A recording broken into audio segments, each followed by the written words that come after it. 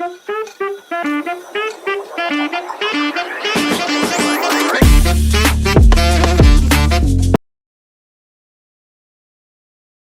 good evening. I'm Dr. Kavya Chandel. I'm currently working as an assistant professor, Sharda University. I welcome you on this legal platform by the name of Legal Fathom, which is a collaborative effort of I and Mr. Rudra Tomar. We welcome you on this platform, sir. Today we have guest of honor with us, Mr. Mahesh, who is currently being posted as Deputy SP in Aligarh. Legal Fathom is a platform which invites people of different diverse legal background, and we share their journeys, we share their views, beliefs, faiths. Today we have a guest. His name is Mr. Mahesh, and he is currently posted as a Deputy SP in Aligarh. Sir, we welcome you on this platform. I just hope I'm audible. Thank you so much Kavya ji. और सबसे पहले मैं आपका जो platform है उसको बहुत बहुत धन्यवाद देना चाहता हूँ। Thank you so much sir. Sir, आप अपने बिजी शेड्यूल में से टाइम निकाल के आए हमारे लिए और हमारे प्लेटफॉर्म के लिए। We are extremely thankful to you. And sir, हम अपने आपका जो भी शेड्यूल है उसमें से आपने अच्छा खासा अपना टाइम निकाला। आई नो कि आपका जो शेड्यूल रहता है वो पूरा टाइम जैम पैक्ड रहता है, और I am looking forward to it कि आप अपने व्यूज़ और अपने जितने भी अपने एक्सपीरियंसेस गेन किए हैं अपने जॉब से आप हमारे बीच में शेयर करेंगे।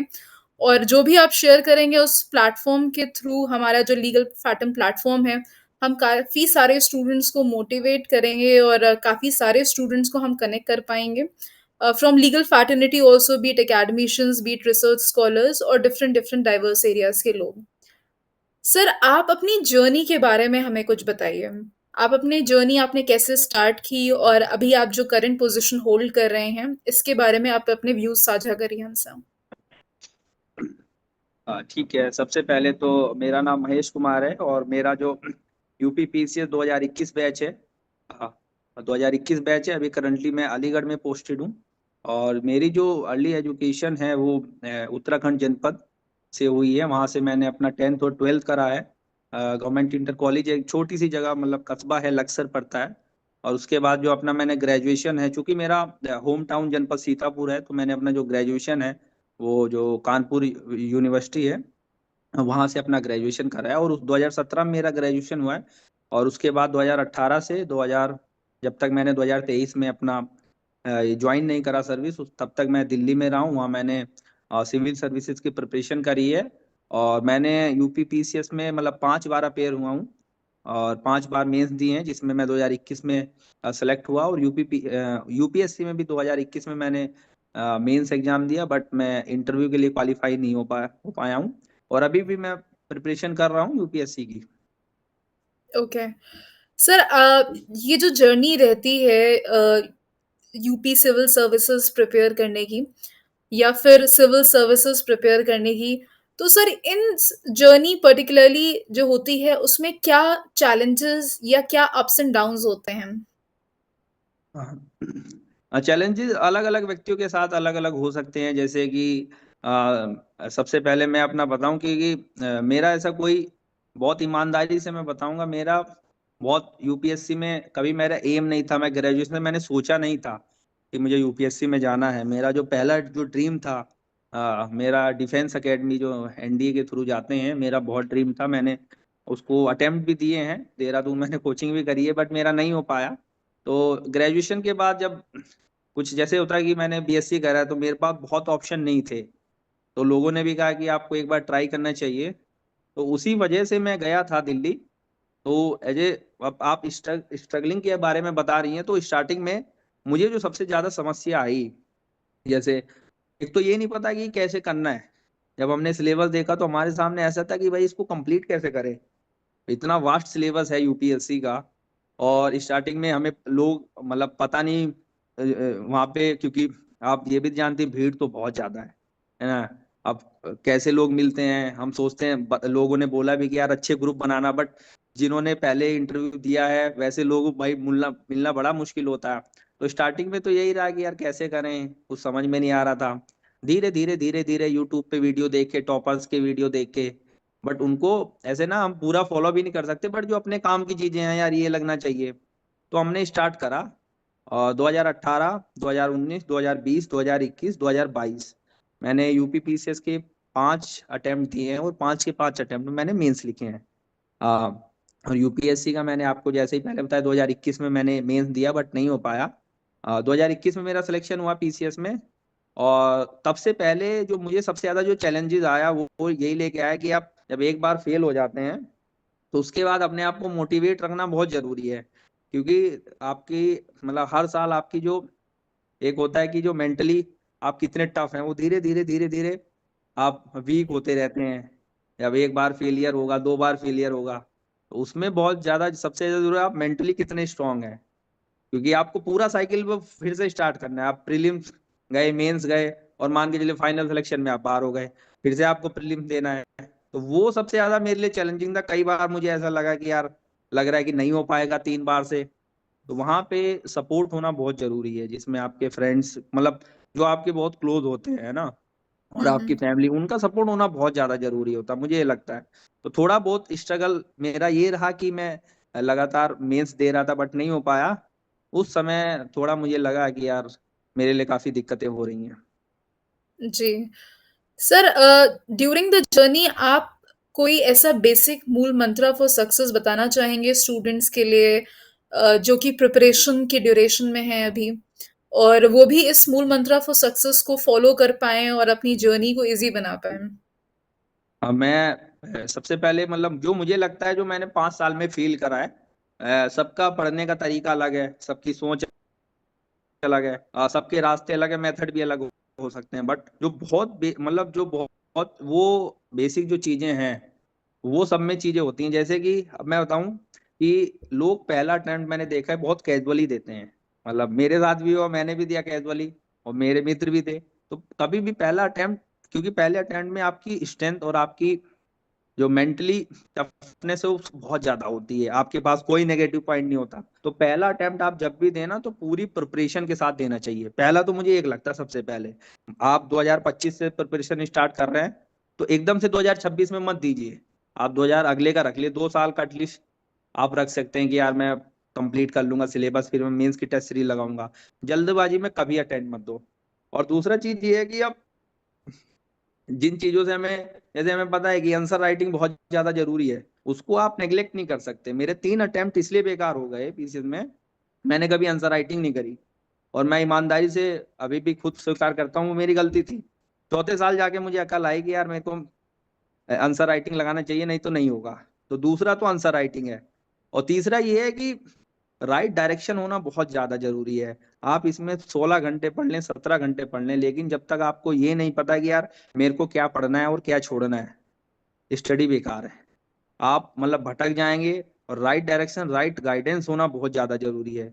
लोग बोलते हैं ये भी कि यूपीएससी में क्या पढ़ना है इससे ज्यादा जरूरी होता है क्या चीज छोड़ना है, क्योंकि इतना बड़ा सिलेबस है। टाइम मैनेजमेंट बहुत अच्छा होना चाहिए आपका, चौथा मुझे लगता है। क्योंकि आप ऐसा नहीं है कि आप पूरे दिन पढ़ ही रहे हैं, आप अपने लिए टाइम नहीं दे पा रहे। अपनी आपकी जो मुझे लगता है कि जो जिसकी जो भी हॉबी होती है उसको जरूर फॉलो करना चाहिए। जैसे किसी को क्रिकेट खेलना पसंद है, बैडमिंटन, जिम जाना पसंद है, उसको टाइम दीजिए। क्योंकि जब आप अपना जो काम जो आपको अच्छा लगता है वो करेंगे, उसके बाद आप जब पढ़ते हैं ना, तो तब आपका आउटपुट भी बहुत अच्छा होता है। ये 4 5 जो चीजें हैं, बाकी मेहनत का तो कोई विकल्प है नहीं। आप कंटिन्यूटी बना के रखेंगे, भले ही आप 7 या 8 घंटे पढ़िए, बट कंटिन्यूटी बना के रखिए। ये 5 6 चीजें जो जरूरी हैं, जो मैं पढ़ाई से बता रहा हूँ कि इसमें आपके होना चाहिए प्रिपरेशन में, तो मुझे लगता है कि आपके लिए थोड़ा इजी रहेगा। जी। सर, अब तो आपने यूपीएससी क्रैक कर दिया है और अब आपकी पोस्टिंग भी हो चुकी है। तो सर, आपको इन जॉब क्या चैलेंजेस फेस करने पड़ते हैं डे टू डे लाइफ में? अच्छा, जैसे देखिए हर ना जॉब के हर पोस्ट के अपने अलग अलग चैलेंजेस हैं। जैसे मैं डेप्टी एसपी हूँ, तो पुलिस से रिलेटेड रोल रहता है। तो मुझे ऐसा लगता है कि जो पुलिस डिपार्टमेंट है उस मतलब आम जनता के बहुत ज्यादा करीब रहता है। आप डेली मतलब आप हम सोसाइटी से ही जुड़े हुए लोग हैं, और डेली डेली आपके पास अलग अलग तरीके एप्लीकेंट लेके आते हैं, अपनी समस्याओं को लेके आते हैं। तो उनको एज ए आपको बात बहुत प्राथमिक स्तर पे ही उनको फिल्टर करना जरूरी होती है, क्या चीजें होती है। कभी कभी कोई लॉ एंड ऑर्डर सिचुएशन बन जाती है, तो पूरा पूरा दिन निकल जाता है, ना खाने का टाइम नहीं रहता है। जैसे कभी कभी हमारे साथ भी हो जाता था, 2-2 दिन हो गए। उसके कारण क्या होता है कि आप आपको खाना टाइम पे नहीं मिल पाता है, कभी कभी भूख लगती है ना। तो मेंटली टफ होना बहुत ज्यादा जरूरी है, सोच के चलना है कि यार ये मेरा काम है, ये मेरी ड्यूटी है और मेरे को 100% निभानी है।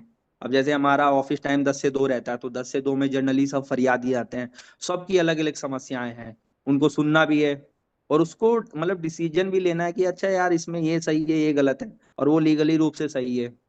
अलग अलग चैलेंजेस हैं, अलग अलग चैलेंजेस, मतलब पुलिस में मुझे को लगता है इतने डाइवर्स चैलेंजेस हैं। आपको वीआईपी ड्यूटी में भी जाना है ना, आपको लॉ एंड ऑर्डर सिचुएशन भी देखनी है, आपको कहीं क्राइम हो जाता है वहां पे भी जाना है। तो उसमें आपके पास कभी कभी खुद के लिए समय कम रहता है। तो वो सब चीजें हैं कि आप अपने दोस्तों के टच में रहें। मुझे तो ऐसा लगता है थोड़ा बहुत टाइम मिल जाए, खेल लीजिए, अपनी फैमिली से बात कर लीजिए, तब आप बहुत स्ट्रांग फील भी करेंगे। मैं तो जैसे अपने घर अभी भी बताता हूँ, अपने घर में डिस्कस करता हूँ चीजें, भैया से डिस्कस करता हूँ, आज ये हुआ वो हुआ, तो फिर सब स्ट्रेस निकल जाता है, मुझे ऐसा लगता है। सर, लॉ एंड ऑर्डर को इंडिया में कैसे इम्प्रूव किया जाए कि क्राइम रेट कम हो पाए? हाँ देखिए, ये दो ना चीजें अलग अलग में, मतलब मुझे ऐसा लगता है कि जैसे लॉ एंड ऑर्डर और क्राइम ऐसा नहीं है कि बिल्कुल सेम है। जैसे लॉ एंड ऑर्डर किसी भी चीज के लिए हो सकता है, मान के चलो कोई भी एक संगठन है, वो अपनी बात रखता है ना, जब अपनी बात रखता है उसको लगता है कि यार जो हमारे हित हैं वो नहीं पूरे हो पा रहे हैं, तो वो भी लॉ एंड ऑर्डर बन सकता है। तो मेरे को तो ऐसा लगता है कि जो अब जितने भी जो स्टेक होल्डर हैं अपनी सोसाइटी में, बहुत सारे संगठन हैं, उनसे जब हमारे पास आते हैं, मेरे पास भी आते हैं, तो बात करनी चाहिए अच्छे से, कोऑपरेटिव रखना चाहिए, लगातार मीटिंग होनी चाहिए, लगातार बात रखनी चाहिए विभिन्न संगठनों। जैसे हम भी अपने यहाँ पे पीस कमेटी की मीटिंग करते हैं, जब भी कोई फेस्टिवल आता है तो जो जितने भी समुदाय के लोग हैं उनको बुलाते हैं, एक मंच पे डिस्कशन करते हैं, भाई देखो ये फेस्टिवल आ रहा है, अब ये फेस्टिवल आ रहा है, हमें भाई एक तरह से ना ब्रदरहुड की भावना निभानी है। जैसे आपका फेस्टिवल है तो हम लोग भी उनके फेस्टिवल में शामिल होते हैं, तो चूंकि वो भी सोसाइटी का हिस्सा है तो वो बात समझते हैं। तो मुझे ये चीजें लगता है कि बहुत कोऑपरेटिव मतलब जितने भी संगठन हैं। बट लेकिन एक चीज ये भी है कि हर चीज कानून के दायरे में होनी चाहिए, तो लगातार संवाद करते रहें, है ना, लोगों से मिलते रहें, लगातार एक सेमिनार होते हैं गठन सेमिनार में जाते रहें भाई, होते रहते हैं। तो ऐसे चीजें चलती रहती हैं। और आप बता रही हैं जो क्राइम रिलेटेड, जिसमें क्राइम कम हो सके, तो हमारा कोशिश यही रहता है कि जैसे कोई भी इंसिडेंट होता है उसको जितनी जल्दी हम वर्कआउट कर पाते हैं और प्रिवेंटिव मेजर हम जितने ले पाते हैं। प्रिवेंटिव मेजर का मतलब ये होता है कि अ, कुछ चीजें ऐसी होती जिनकी वजह से क्राइम, जैसे अवैध शराब होती है, सट्टा होता है, तो जब तक हम, ये प्रिवेंटिव है, इनको हमको रोकना है, क्योंकि एक गलत काम दूसरे गलत काम को हमेशा प्रोवोक करता है। आप जब आदमी शराब पीता है, जब शराब पीता है तो वो उतनी चैतन्य अवस्था में तो रहता नहीं है, क्योंकि यानी मान के लो कहीं इलीगल शराब बिक रही है, आधा बिक रही है, अब उससे जब लोग अफेक्ट होंगे तो कहीं ना कहीं वो कुछ ना कुछ ऐसा काम कर सकते हैं। तो हमारी कोशिश रहती है कि कहीं भी जैसे अवैध शराब बिकती है, प्रिवेंटिव, जुआ सट्टा होता है, इन पर प्रिवेंटिव, ये सब चीजें होती हैं, और तो ज्यादा कुछ इशू रहता नहीं है। सर, अगर आप पुलिस सर्विसेज़ आज के टाइम पे जॉइन नहीं करते, आपका सिलेक्शन अगर इस दौरान अगर नहीं हो पाता या आप कोई और फ़ील्ड चुनते, तो वो क्या होती? और क्यों चुनते सर? मैं तो मतलब बहुत ईमानदारी से बात बता रहा हूँ, थोड़ी हंसी भी आ रही है। सच में मैं बताऊं, मेरे को कोई आइडिया नहीं है मैं मतलब क्या होता, क्योंकि मेरे लिए कोई भी ऑप्शन ऐसे खुला नहीं था कि मैं क्या करूं। तो मैंने आपको, मैं ईमानदारी से बताऊं, मैंने उत्तर प्रदेश कांस्टेबल की जो परीक्षा है वो भी दी है 2018 में, बट मेरा नहीं हो पाया, मैं मतलब रनिंग में बाहर हो गया। उसके बाद मैंने उत्तर प्रदेश सब इंस्पेक्टर की परीक्षा दी है, उसमें भी मेरा नहीं हो पाया। फिर मैंने लोअर पीसीएस की परीक्षा दी है। ये परीक्षा ऐसी है कि जो मैंने ईमानदारी से दी है, ऐसा नहीं है कि चलते चलते दे दी, जिसमें चाहता था थोड़ा दुख हुआ मुझे जब नहीं हुआ। जैसे लोअर पीसीएस, जैसे आप देखिए सप्लाई इंस्पेक्टर होते हैं, मार्केटिंग इंस्पेक्टर होते हैं, और असिस्टेंट कंसोलिडेशन ऑफिसर होते हैं, ये लोअर पीसीएस की वैकेंसी होती है, इसमें भी मेरा नहीं हो पाया। तो मेरे को भी ईमानदारी से कोई आइडिया नहीं है कि मैं क्या करता, बट यही मुझे लगता है कि अगर इसमें नहीं होता तो लगातार किसी ना किसी कॉम्पिटेटिव एग्जाम की तैयारी करता रहता। हुँ, ये हुँ। मुझे ऐसा लगता है। सर, माता-पिता का कितना सहयोग रहा है आपको इस मुकाम पे पहुँचाने के लिए? देखिए, मैं फैमिली का सपोर्ट सबसे ज्यादा जरूरी है प्रिपरेशन में, क्योंकि आप अपने घर से दूर रहते हैं, वहाँ पे है ना, आपके पास कोई नहीं रहता, आप अपने यहाँ किसी रूममेट के साथ या अपने फ्रेंड के साथ रहते हैं, कभी कभी अकेले भी रहते हैं। तो वहाँ पे आपको फ्रेंड मिलते हैं, जो कुछ मिलता है वो बात ठीक है, लेकिन जो आपको फैमिली सपोर्ट मतलब इस प्रिपरेशन में चाहिए, मुझे लग रहा है बहुत ज्यादा जरूरी है, बहुत जरूरत पड़ती है इस प्रिपरेशन में। तो मेरा तो यही है, और सभी को मैं सुझाव देना चाहता हूँ कि फैमिली से बात जरूर करना चाहिए आपको दिन में, भले ही आप 5 मिनट कीजिए, बट फैमिली से जरूर बात कीजिए, अपनी अपने माता पिता से बात कीजिए। क्योंकि जब जैसे मेरा भी मैं बताऊं, जब मेरा सिलेक्शन नहीं हुआ तो हमने जैसे अपनी माता जी को बताया, पिताजी को बताया, तो कि नहीं हो पाया, तो उनका यही हमेशा यही बोलते थे कि ये मतलब ऐसे, उनको भी उनको इस परीक्षा के बारे में नहीं इतना आइडिया, उनको पता है कि बहुत बड़ी परीक्षा है ना, उनको पता है बहुत बड़ी परीक्षा की तैयारी करने गया है, तो यही बोलते थे कि तुम अपने काम में लगे रहो और भगवान जो होगा अच्छा होगा, तो उनको हमेशा ये। और मैं अभी भी मतलब मुझे लगता है जब मैं प्रिपरेशन करता था तो मेरी माता जी हमेशा मुझे खाने के लिए जरूर बोलती थी, कुछ भी कभी भी फोन करो कि तुमने खाना खाया कि नहीं खाना खाया, रात में ये यार अच्छा खाना हो गया, सबसे पहले वो मतलब उनको पता है कि भाई इंसान खाना खाएगा तभी कुछ कर पाएगा। तो ये बहुत ज्यादा जरूरी है, हमारे बड़े भैया हैं, हमारी आधे आधे घंटे बात होती, डिस्कशन होता था। तो बहुत सपोर्ट रहा है, क्योंकि इतने 5 साल में मतलब 4 या 5 साल मैंने लगातार प्रिपरेशन की है, फेल हुआ हूँ, तो विदाउट फैमिली सपोर्ट के संभव नहीं है कुछ भी। जी, तभी आप इस मुकाम पे पहुँच पाए और सक्सेसफुल हो पाए। सर, अभी तक जितने जिलों में आपकी पोस्टिंग हुई है, आपके एक्सपीरियंसेस के अकॉर्डिंग आपकी बेस्ट पोस्टिंग कहाँ रही है? और कोई ऐसा जिला जहाँ पे आप चाहते हैं कि वहाँ पे आपकी पोस्टिंग हो और आप कुछ चेंज ला पाएँ? अभी चूंकि मेरा एज ए मतलब प्रॉपर पोस्टिंग तो मेरी पहली है, तो मुझे ज्यादा एक्सपीरियंस नहीं है। अलीगढ़ मेरी पहली पोस्टिंग रही है, और अभी मुझे 2 मंथ ही हुए हैं प्रॉपर, मतलब एक है ना प्रॉपर, आप डिप्टी एसपी बने अंडर ट्रेनिंग ऑफिसर के बाद, तो 2 महीना हुआ है, सितंबर में ज्वाइन करा। उससे पहले मेरी ट्रेनिंग पीरियड एटा रहा है। तो ज्यादा मतलब बहुत ज्यादा डिफरेंस नहीं है, बट ये है कि एरिया वाइज अलीगढ़ सिटी मतलब अलीगढ़ डिस्ट्रिक्ट बहुत बड़ा है, वेरियस चैलेंजेस हैं, और मतलब एटा इतना बड़ा डिस्ट्रिक्ट नहीं है। और चूंकि ट्रेनिंग पीरियड रहा है, तो ट्रेनिंग पीरियड थोड़ा ऐसे लर्निंग के लिए आपको बहुत ज्यादा रेस्पॉन्सिबिलिटी नहीं होती है, आप कहीं भी घूम सकते हैं, तो इतना ज्यादा दिक्कत नहीं हुआ। अलीगढ़ में भी चूंकि मेरा एरिया जो ग्रामीण का है, इतना ज्यादा इशू नहीं है। तो मैं यही कहना चाहूंगा, चूंकि इनिशियल फेज है, तो अब देखते हैं कि आगे आगे पोस्टिंग कहाँ पे रहती है। और हाँ, जैसे आपने बोला कि आपका कहाँ मन है, तो मैं ये चाहता हूँ कि जब मैं अपना मतलब मेरा जो पूरा कैरियर रहे, जैसे मैं वेस्टर्न यूपी में भी काम करूँ, और कभी चाहता हूँ कि ईस्टर्न यूपी में मेरी पोस्टिंग हो, और जो कमिश्नरेट डिस्ट्रिक्ट हैं उसमें भी मेरी पोस्टिंग हो। तो चूंकि जब आप अलग अलग जगह पे जाते हैं, तो उनके चैलेंजेस भी अलग अलग होते हैं, तो तब जाके आप हर चीज सीख पाते हैं कि भाई कमिश्नरेट सिटी में क्या चैलेंजेस हैं, और ईस्टर्न में क्या चैलेंजेस हैं, वेस्टर्न में क्या चैलेंजेस हैं। तो मुझे लगता है कि मैं कमिश्नरेट डिस्ट्रिक्ट में काम करना चाहूंगा, और साथ ही साथ मेरा एक मन भी है कि कभी ईस्टर्न ईस्टर्न में पोस्टिंग हो, ईस्टर्न यूपी में। तो देखते हैं क्या होता है। जी, बिल्कुल। सर, आपके अकॉर्डिंग देश में किन नियमों में कानून अभी भी पीछे है? जो इम्प्लीमेंटेशन के दौरान या फिर स्ट्रिक्ट एक्शंस में, जो आपको जब भी लेने पड़ते हैं कोई भी strict actions on job, on duty, तो वहाँ पे आपको किन डिफिकल्टीज का सामना करना पड़ता है? मतलब किन नियमों के तहत, मतलब थोड़ा इसको मतलब एक बार मेरे को थोड़ा सर, मैं समझाएंगे। पूछना चाहूँगी किन नियमों में, एज़ इन जब सर इम्प्लीमेंटेशन की बात आती है, जब आप ऑन ड्यूटी में काम करने जाते हैं, तो आपको ऑन ड्यूटी में कुछ चैलेंजेस ऐसे होते हैं जो कानून के तहत आपको फेस करने पड़ते हैं और आपके कुछ दायरे होते हैं।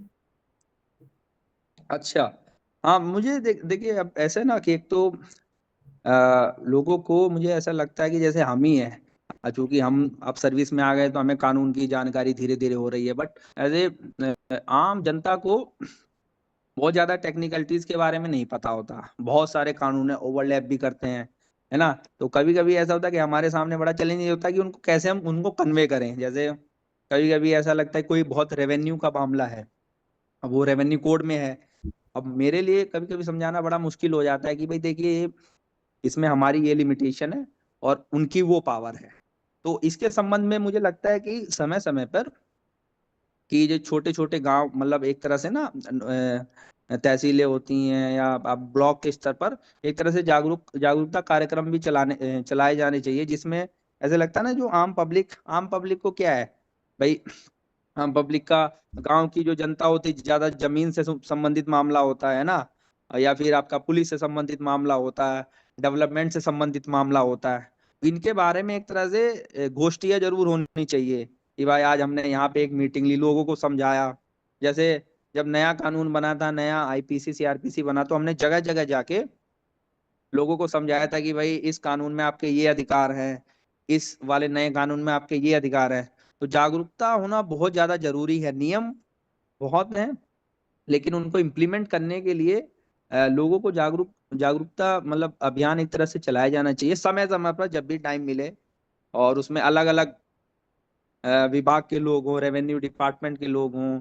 और होता भी ऐसा, अभी हम एक ब्लॉक में गए थे, वहां पे हमारे जो उसके न्यायिक अधिकारी आए थे, तो हमने लोगों को, वहां पे कम से कम 7-8 डिपार्टमेंट थे, चाहे वो बिजली हो, पुलिस हो, रेवेन्यू हो, लोगों को उनके बारे में समझाया। मैंने पुलिस के बारे में समझाया कि भाई नया कानून पुलिस के लिए क्यों इजी है। तो ऐसी चीजें होनी चाहिए ताकि लोगों को कानून के बारे में जानकारी हो। जी, आपके अकॉर्डिंग अवेयरनेस बहुत इम्पोर्टेंट है। सर, जब बहुत हम ज्यादा। लोगों की समस्याओं को पहले के तौर पे आज से 20 से 25 साल पहले के तौर पे या आज के करंट सिनेरियो में भाँपते हैं, तो आपके अकॉर्डिंग इसमें क्या चेंजेस आपको फ़ील हुए हैं? आज से 20-25 इयर्स पहले क्या समस्याएँ थीं आम पब्लिक की और अब क्या समस्याएँ हैं? ठीक है, देखिए मतलब अभी क्या है कि टाइम बहुत ज्यादा एकदम से शिफ्ट हो रहा है टुवर्ड्स टेक्नोलॉजी, है ना। जो मैं पुलिस के पॉइंट ऑफ व्यू से ही बता पाऊंगा, क्योंकि चूंकि उसी में हम लोग काम कर रहे हैं। तो जो पहले लोगों की जो समस्याएं रहती थी, बहुत मतलब मुझे ऐसा लगता है कि जो कन्वेंशनल प्रॉब्लम थी लोगों की, जैसे डकैती, है ना, गांव में डकैती हो गई या गैंग्स टाइप से थी, और अपराध बहुत कन्वेंशनल थे। अब जो मैं जो देख पा रहा हूँ, साइबर क्राइम की तरफ लोग मतलब बहुत ज्यादा लोगों को समस्याएं हो रही हैं। डेली डेली कोई ना कोई, किसी ना किसी के साथ ऐसा अपराध हो जाता है, चाहे वो इवन फाइनेंशियल फ्रॉड हो, चाहे दूसरा क्राइम हो। जैसे अभी एक यहाँ पे भी प्रकरण आया था, डिजिटल अरेस्ट का प्रकरण आया था, है ना। तो वो बड़ा मतलब बहुत ही, अब उसमें क्या है कि उसमें बहुत, तो जिसको ज्यादा जानकारी नहीं है तकनीक के बारे में, बहुत जल्दी फंस जाएगा। मतलब ज्यादा साइबर के क्राइम ज्यादा आ रहे हैं। उत्पीड़न हो रहा, हरासमेंट हो रहा लोगों का। एक नंबर आता है, वो नंबर पर्टिकुलर उसका होता है, उसको जैसे ही आप वीडियो कॉल उठाएंगे, आपका रिकॉर्डिंग स्टार्ट हो जाता है। उसके बाद वो आपसे फिरौती मांगने लगता है, आपका हरासमेंट करता है, आपको ब्लैकमेल करता है। तो जो सबसे ज्यादा जो चैलेंजेस अभी आ रहे हैं, वो साइबर को लेके आ रहे हैं। उसके बारे में जागरूकता होना, समय समय पर हम लोग अवेयरनेस भी फैलाते हैं। अभी जैसे हमारा एक मिशन शक्ति प्रोग्राम चल रहा है, उसमें महिलाओं को हम जागरूक करते हैं उनके अधिकारों के बारे में, उसमें कई सारे अभियान चला रहे हैं। तो ये जो चैलेंजेस है, ये बहुत ही डायनामिक है साइबर वाला। और ये मतलब हर व्यक्ति को कहीं ना कहीं, हर उम्र के व्यक्ति को, हर लिंग के व्यक्ति को कहीं ना कहीं प्रॉब्लम क्रिएट कर रहा है। उसके बारे में आगे और लगातार वैसे अवेयरनेस प्रोग्राम भी चलते रहते हैं, हमारी खुद की क्लासेस भी चलती रहती हैं। तो ये जो चैलेंजेस है, ये बहुत बड़ा चैलेंजेस है अभी तो। जी। आम तौर पे हमने देखा है कि पुलिस सर्विसेज़ में जो होते हैं लोग वो नॉर्मल फेस्टिवल्स जितने भी होते हैं, वो नहीं मना पाते हैं। इसके बारे में आपके क्या व्यूज़ हैं और आपको लगता है कि क्या ये एक मेजर सैक्रिफाइस है पुलिस सर्विसेज़ में जो भी लोग काम करते हैं उनके लिए? Police uh, services and also defence services.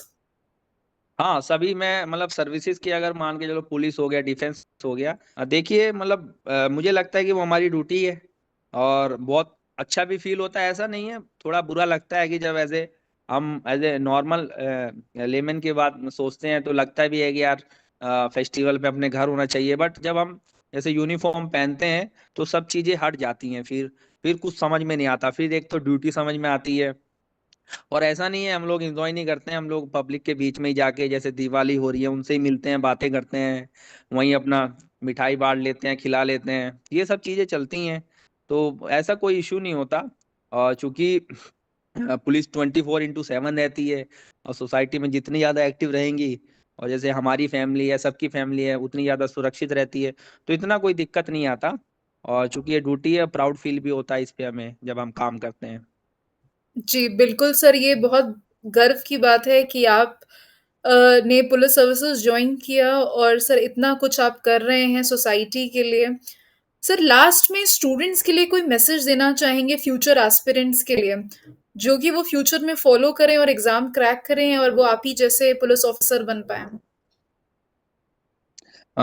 चूंकि हमारा डिस्कशन ही सिविल सर्विसेज में स्टार्टिंग से ही था, तो मैं भी जो मतलब जो सिविल सर्विस की प्रिपरेशन कर रहे हैं, including UP PCS, Uttarakhand PCS, state PCS, जो भी, मुझे ऐसा पर्सनली लगता है कि अगर अगर आपने मन बना लिया है इस एग्जाम का, तो सिंपल सा फंडा ये है कि उस पे बिल्कुल सीधी लाइन में, मतलब सीधी लाइन में इधर उधर भटके आप उसको फॉलो कीजिए। क्योंकि अगर मैं निकाल सकता हूँ तो मुझे लगता है कोई भी निकाल सकता है, ना कोई वैसी मतलब बहुत टेक्निकल कोच नहीं जरूरत है उस चीज की। बस आप यूपीएससी के मंत्रा को समझ जाइए। उसका मंत्रा यही है कि आपकी बेसिक अंडरस्टैंडिंग बहुत अच्छी होनी चाहिए, आपकी सोसाइटी को लेके आपकी इतनी समझ होनी चाहिए कि आप इंटरनेशनल इश्यूज को समझ पाएं, अपने सोसाइटी के इश्यूज को समझ पाएं। ये सब चीजें हैं। और दूसरा, प्रॉपर एक गाइडेंस, कोई भी व्यक्ति हो, चाहे किसी के जीवन में कहीं ना कहीं से वो गाइडेंस होती है, कोई हो सकता है आपका दोस्त हो जो सिलेक्शन जिसका हो गया हो, आपके माता पिता, कोई भी, वो होना बहुत ज्यादा जरूरी है।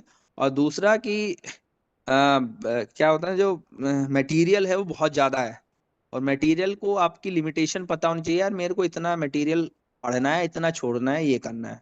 उसके अलावा डेली आप रूटीन में 7 से 8 घंटा आप एक टाइम टेबल बना लीजिए, सिलेबस बना लीजिए, मुझे कैसे कवर करना है। और आप 8 घंटे के बाद आप खेलिए कूदिए, कोई फर्क नहीं पड़ता, बट कंटिन्यूटी में 8 घंटे आप पढ़ लीजिए, सही डायरेक्शन हो, मटेरियल मल्टीपल ना हो, एक सब्जेक्ट का मल्टीपल मटेरियल ना हो। आप हिस्ट्री है तो हिस्ट्री की 4 बुकें पढ़ रहे हैं, वैसा ना हो ये। और आप जैसे आंसर राइटिंग डिमांड है, अब वो कर लीजिए। मुझे लगता है कि किसी का भी एग्जाम निकल जाएगा, क्योंकि आदमी भटकता है जब आपके पास सोर्स बहुत ज्यादा होते हैं, आपको गाइड करने वाले बहुत ज्यादा होते हैं, तब इंसान भटकता है। इसमें लिमिटेशन कर लेंगे तो बहुत सीधा रास्ता है, मुझे ऐसा लगता है। और मैं अगर जितने भी फ्यूचर एस्पिरेंट हैं उन सभी को इसी के साथ, जो ये मैंने 5-6 चीजें बताई हैं, इसी के साथ शुभकामनाएं देना चाहता हूँ। जी। सर आपके अकॉर्डिंग कंसिस्टेंसी एक बेसिक मूल मंत्र होना चाहिए सक्सेस के लिए। Thank you so much sir, आपने इतना सब कुछ शेयर किया हमारे साथ, हमारे प्लेटफ़ॉर्म के साथ में। आई एम वेरी श्योर कि बहुत सारे स्टूडेंट्स कनेक्ट हो पाएँगे और यूपीएससी के लिए मोटिवेट हो पाएँगे। और thank you so much sir and wish you all the very best for your future endeavours. आप अच्छे से काम करें और देश का नाम और रोशन करें।